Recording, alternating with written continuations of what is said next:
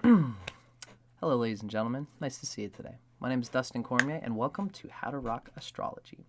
Today, we are going to be talking about the combination of the Sun in Aries with Mars in Sagittarius. I'm excited about this one because this is one of the strongest placements between these two planets that you can really find. Let's talk about why. For your reference, my name is Dustin Cormier. It's my website where you can check out my new psychedelic poetry book, Slips to Clips. And this is just like a picture of the main three in my chart plus my Chinese astrology. I'm a Leo rising. That Leo ascendant sun is coming through Scorpio, and I'm a Sagittarius moon. So I get the Sagittarius vibe. So, welcome, ladies and gentlemen. I hope you guys enjoy this reading. Now I'm going to do, basically, I'm going to rap about it in my own way, and eventually we're going to read an excerpt of this combination sexually and in bed through Erotic Astrology by Phyllis Vega. I'm a tropical Vedic astrologer. I like to build things in the framework of the Vedic philosophy of astrology, but I don't use like some Vedic astrologers turn your signs back 24 degrees or a whole sign or whatever. I don't do that. I am a tropical Vedic astrologer, so I use the same measurements of Western astrology. So if you're a Westerner and you got Mars in Sagittarius with the Sun in Aries, if you're born in between March 21st and April 21st, I believe it is, then this video is the one for you. First thing I'd like to do is just talk a little bit about, like I said, just, this placement. It's one of the, this is an extremely powerful placement. It's definitely the best possible placement of the Sun for a Mars and Sagittarius person. And it might actually be the best placement of Mars for a Sun and Aries person. This might be, in a lot of ways, this is probably the best expression of the Sun and Mars that's available in astrology. Congratulations, you lucky bugger. The reason is because I would actually call Mars in Sagittarius the third best placement of Mars. And it's true. Mars is technically better in Mars in Scorpio because Scorpio is its own sign, and Mars in Capricorn is its exaltation point. Here, the Mars in Sagittarius is right next door to its exaltation point, and that is it's a really great place for Mars because exaltation goes by proximity. A lot of Westerners don't know that. It's like, just because your Mars is in Aquarius, you might think, oh, it's not in Capricorn, it's not exalted, so therefore it must be not as good. There must be no exaltation. But exaltation is by proximity. The closer Mars is to the exaltation point in Capricorn, the better. Because when Mars is closer to Capricorn, it's not taking its energy personally. It's not getting lost in a feedback loop of self-criticism. It's not wasting energy on things that are not satisfying because it looks to see its satisfaction by being combative with other people. Mars in Sagittarius can be combative, but not in a bad way. Mars in closer to Cancer, everybody can be combative. But when Mars is closer to Cancer, the combativeness comes from protecting yourself. Whereas when Mars is close to Capricorn, the combativeness comes from defending what you think is right, but also it's through a willingness to be better at what you're doing, to be better at your skill, to argue, to see if your arguments are true. Mars in Sagittarius is rightfully argumentative because that's Mars at its best. It's inspired to express its logic. And it will defend itself and its views by talking with others about it. If you're a musician, you'll talk with other musicians and you'll say your opinions and you'll listen to their other people's opinions and say, oh no, but this is like this. You said this, but in my opinion, this is more like this in music. Jimi Hendrix was great as a guitarist for this reason, and when another person is combative with you, or not combative necessarily, but debating, actively debating, and even making a heated debate, this Mars in Sagittarius, that is like smelting the lead out of the ore, so that there's nothing but gold left. This person with Mars in Sagittarius is not afraid to argue their point because they're inspired to get the best knowledge, the best truth, the best expression of whatever it is that they're arguing about. So that's why part of the reason for this is because this Mars is close to its exaltation point in Capricorn. Now, what's also doubly great about this placement is that not only is Mars in Sagittarius, but the Sun is in Aries, where the Sun is exalted. So, of course, this is the best placement for the Sun. You have the highest expression of the Sun. The king of the chart is looking towards its own inspiration and the noble refinement and expression and channeling of that inspiration through Mars.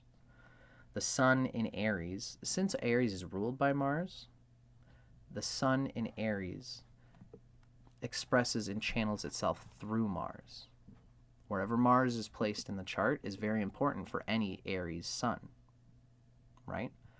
Mars is the dispositor of Aries. Mars is the dispositor of the Sun in Aries. So, what's really incredible about this particular placement is that Mars is in trine to the Sun, and the Sun is in trine to Mars. More so of the Sun being in trine to Mars. It's a very, very good thing when Mars is 120 degrees ahead of the Sun in particular.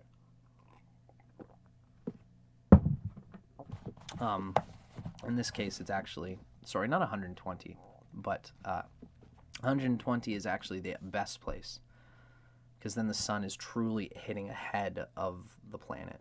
But in this case, Mars is actually 270 degrees. Is that right? I got my math right there. Half of 360 is 180. So I think that 270 is the trine. Am I right on that? I might be thinking of 240 degrees. 0, 120, 240, 360. I got it now. So when, in this case,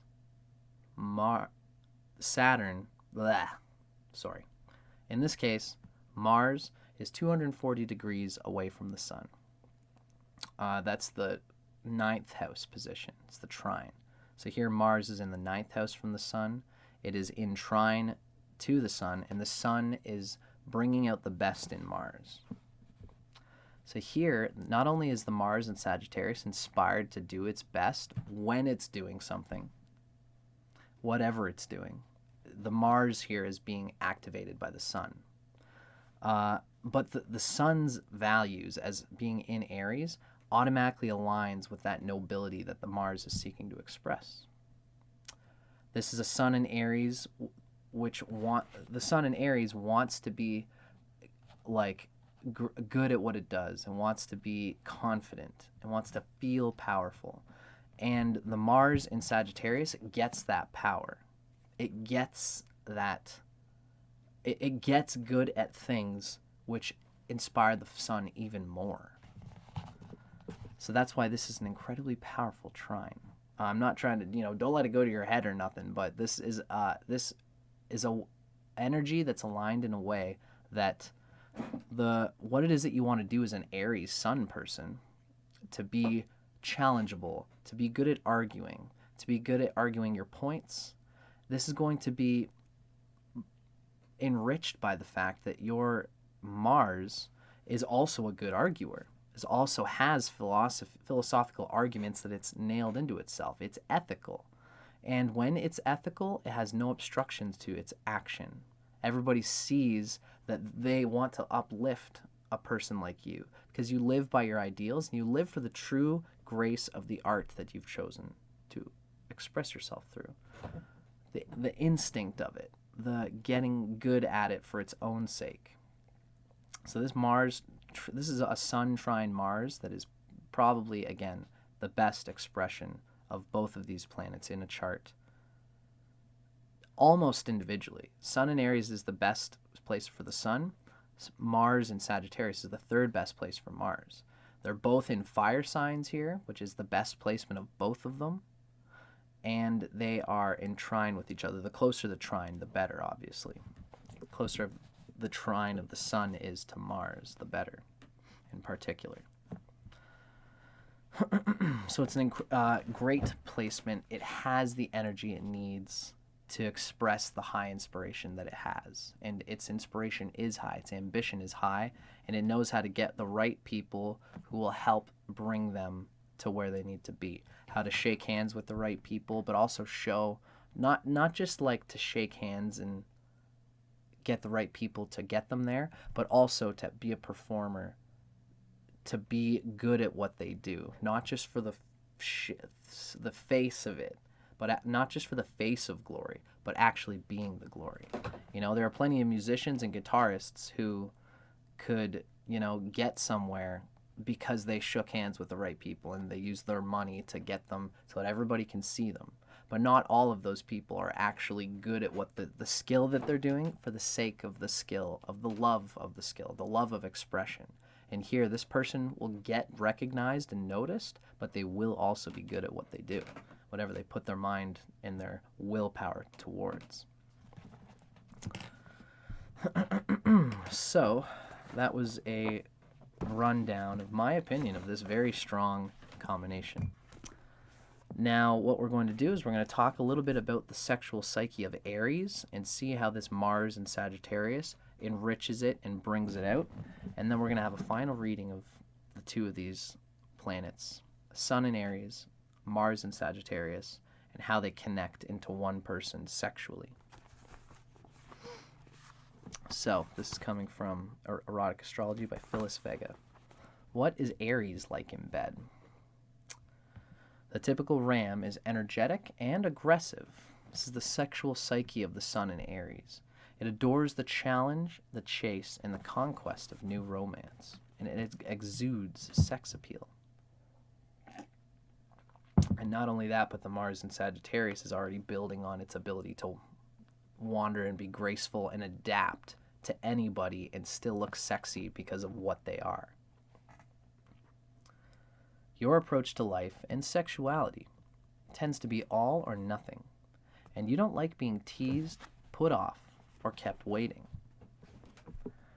Naturally impatient and impulsive, the Sun in Aries person knows what you want, and you want it now. Since you take great pride in your prowess between the sheets, once you feel you've been given the go-ahead, there's no turning back. Now, this Mars in particular, this Aries Sun ego knows once it's been given the go-ahead and someone wants the conquest, they are all diving full towards their goal. And the Mars in Sagittarius here won't give up. Failure is not an option to Mars in Sagittarius. Not only is the Sun inspired to get the person, but the Mars in Sagittarius here says, I can't fail, because if I fail now, it's going to reflect through the history of the glory of everything that I've ever done. And so, except that when they do fail, it's a particular combination of where, like, Mars and Sagittarius can bum themselves out by not getting what they want to do, not doing what they want to do. But this is a Sun which says failure is a part of the glory of winning. And I can accept any failure because I know that I'm building towards my ability to conquest against myself, to beat my own limits. Sun in Aries is what gives that psychology, is that I'm not going to be too bummed out by any failure, because failure means that I'm playing the game of beating my own limits. And it's the Mars in Sagittarius that drives this even further. Failure is not an option, but when I do, it sucks, but failure is not an option. If I do fail, I'll chalk it up to me doing what I do best as a Sun in Aries. But on the way there, I'm not going to fail. It's the Mars in Sagittarius is like, nah, I got this. Sexually, Sun in Aries is a fireball. When aroused, you can be more ardent and exciting than any sign in the zodiac, except possibly Scorpio Sun. the ego is fragile here with Sun in Aries, but in the West, the best way to woo you is with a little flattery. That's true. But this is the Mars in Sagittarius here is willing to be in the conquest, to the competitiveness, the enjoyment of like, what do you mean by that, huh? Like all these sort of like pushy kind of like checks of like my competitiveness. It's like, what have I done in my life? Well, I happen to be interested in these things. And then they can show how they live beating themselves and beating others through the Sun and Aries ego. So there's less fragility of the ego here.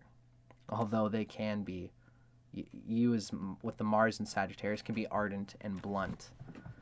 And again, even aggressive. But you try to, like, it comes off with a coolness due to the Mars and Sagittarius being savvy to your own behavior. So, what are the turn-ons and turn-offs of Sun in Aries? Nothing turns Sun in Aries on faster than a partner who takes you by surprise in the bedroom, a conquest, a competitor. Although ultra-romantic when it suits your mood, you nevertheless enjoy a body romp in the hay for its own sake. Your idea of a turn-on is a passionate, exhilarating lover who challenges you mentally as well as physically. While emotional games are no-no in the Ram's world, in Aries' world, you adore intellectual and physical challenges. In a game of truth or dare, you're not afraid to own up to the truth, yet you can't resist a dare. And that's also doubly true of the Mars and Sagittarius, the competitive spirit, which is building on its own honest freedom to go by its ideals. Someone dares the Mars and Sagittarius, and they can't possibly feel like they failed in the game against others, which just gets them better at beating themselves and at beating others and doing the greatness that this sign can do. You are a doer, not a dreamer. Your fantasies, if you have any, all take place inside your own head and don't seem like fantasies to you. That's why role play things are less exciting to this person as just actually, they don't want to role play that they're the pizza guy who some horny lady just had to come in and just draw them in. They want to actually like show up at someone's door with like their shoulders cocked a little bit and being like, "Hi, ma'am," and then seeing that sexual interplay and being like, "Sup?" Like they want to actually be that person. Or role playing could be good for anybody with any combination, but they're more of like no, this isn't the pizza guy in this role play, this is me, and I'm like actually grabbing you by the hair and like doing some fun things. I don't know if you're kinky like that, but whatever you're into. But the point is that this person, the Sun in Aries, likes to actually be on top of things. So after all that is said, let's take a look now at what happens when we combine the Sun in Aries with Mars in Sagittarius. We're going to bring it all together in one juicy little envelope. And this is especially this little picture is being brought through because of the fact that Sun and Mars are trine together. Even if they're not exactly like, in Western astrology, we say they got to be like within 10-degree orb of trine. In Vedic astrology, we actually go by degrees from the planet. So this Mars is definitely in the area of the 9th house of the Sun and always has a trine aspect no matter what. It'll be stronger the closer the orb is, though.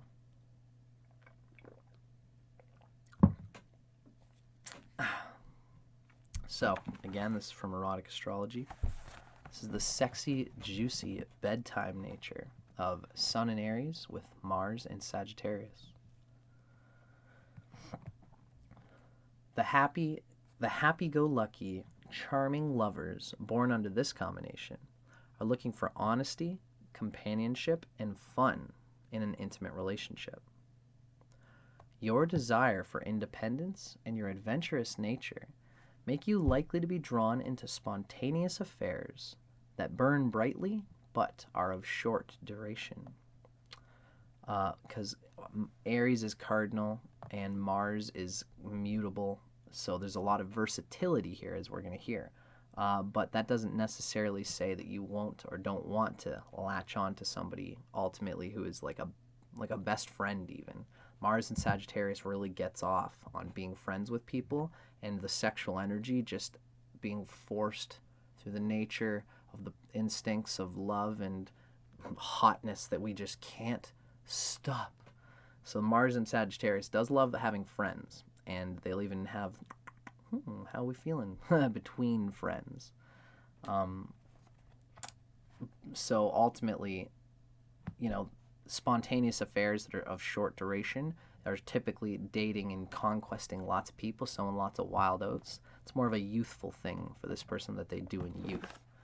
Whether that will ultimately end up with them wanting to get another lover depends on the placement of Venus, the moon, and the aspects of these planets to Venus and the moon to show their romantic side. What are they ultimately holding on to? Mars and the Sun really only just show how do they express aggression and their forward sexual erotic activity, which could be versatility. It could be like going out on adventures with their lover. Despite your fiery aggressiveness, you do feel things very deeply. When you do become intensely involved with someone, you make a romantic, caring, and generous partner. It's the Mars and Sagittarius being uplifted by the ideals of Jupiter. Sex for you is something of a game, and you crave the same lack of restrictions in love that you seek in other areas.